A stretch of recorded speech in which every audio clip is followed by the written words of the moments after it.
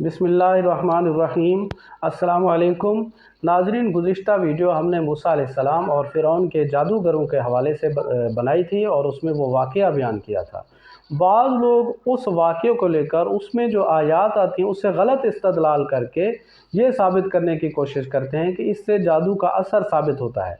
आज हम देखते हैं और उस पर गौर करते हैं कि उसमें ऐसी कौन सी चीज़ है जिससे जादू बरहक और मौसर बिला सबब साबित हो जाए।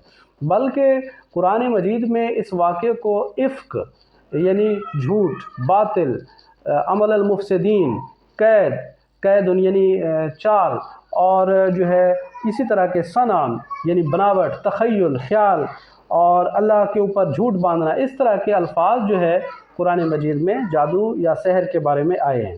तो मगर लोग हैं कि खामखा कुरानी आयात को गलत मानी का मफ़हूम पहना कर उससे जादू का असर साबित करने की कोशिश करते हैं।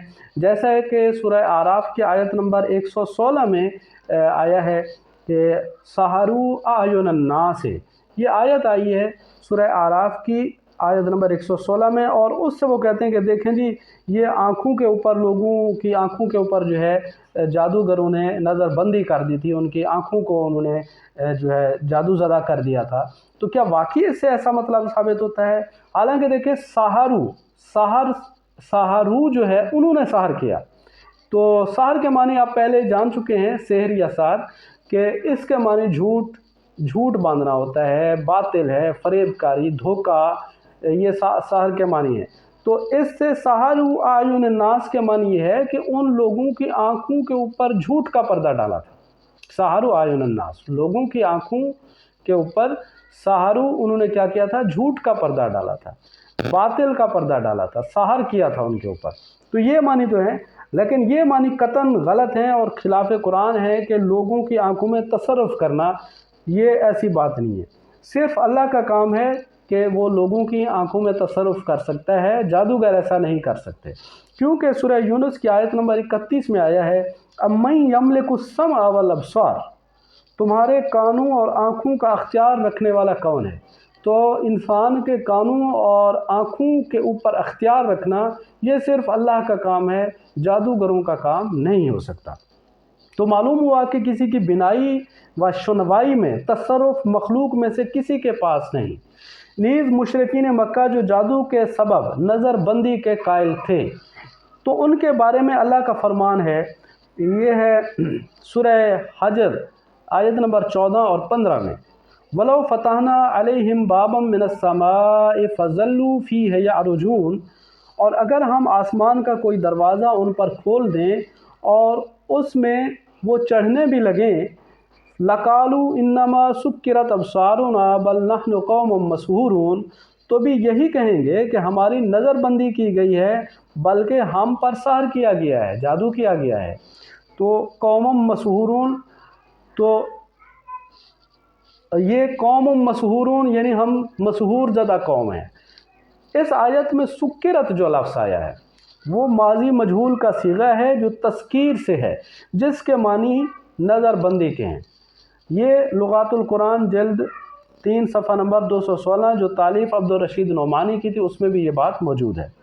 तो मालूम हुआ कि जादू से नज़रबंदी का अकीदा मुशरिकीन मक्का का था, लिहाजा नज़रबंदी का अकीदा गलत है और ख़िलाफ़ कुरान है। इसका सही तर्जुमा यह है कि उन्होंने लोगों की आँखों को धोखा दिया, सहारू आयुनन नास, उन्होंने लोगों की आँखों को धोखा दिया।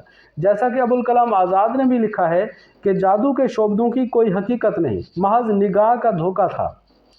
तो साबित हुआ कि सहर का मानी धोखा, तख़य्युलात और फ़रेब नज़र है और इसकी कोई हकीकत नहीं, जैसा कि शोबदाबाज लोगों की निगाहों से बचाकर हाथ की सफाई दिखाते हैं।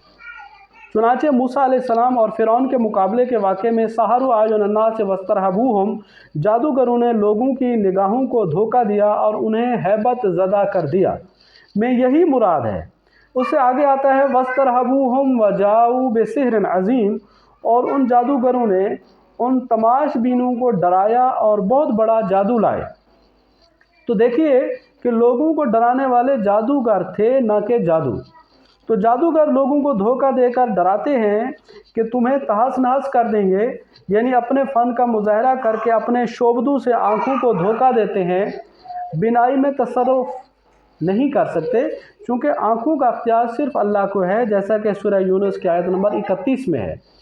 اسی طرح لوگ سورہ طٰہٰ کی آیات فَإِذَا حِبَالُهُمْ وَعِصِيُّهُمْ يُخَيَّلُ إِلَيْهِ مِنْ سِحْرِهِمْ أَنَّهَا تَسْعَىٰ سے فَأَوْجَسَ فِي نَفْسِهِ خِیفَةَ مُوسَىٰ اس سے غلط مطلب نکال کر یہ ثابت کرنا چاہتے ہیں کہ جادو کا اثر نہ صرف عام لوگوں پر ہوا بلکہ موسیٰ علیہ السلام پر بھی سحر کے اثر سے وہ بھی متاثر ہوئے تھے۔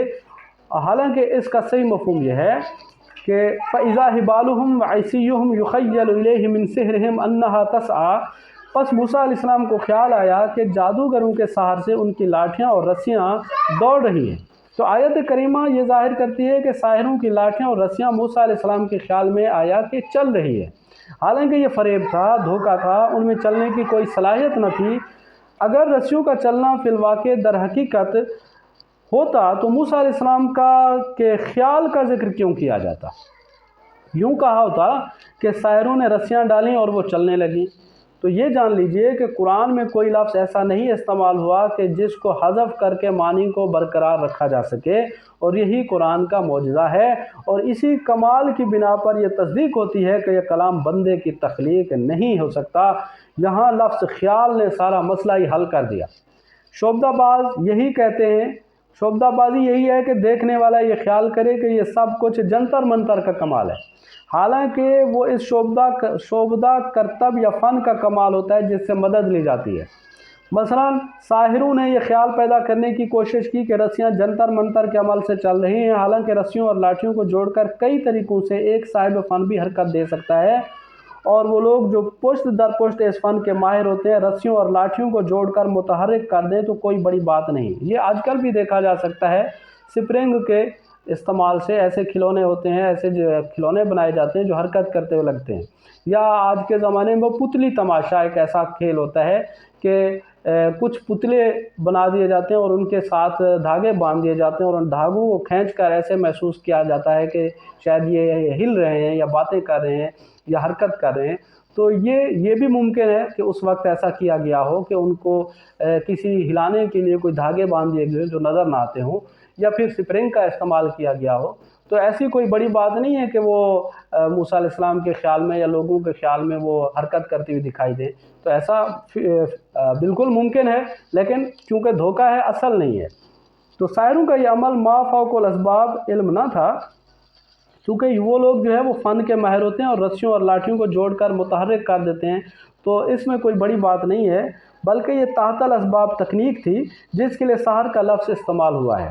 اور موسیٰ علیہ السلام کا عصا جو تھا وہ ایک مخفی الاسباب قوت تھی جسے اللہ تعالیٰ نے نشانی کے طور پر عطا کیا تھا۔ لاٹھی سے اژدہا بن گیا اور وہ تمام رسیوں کو ہڑپ کر گیا۔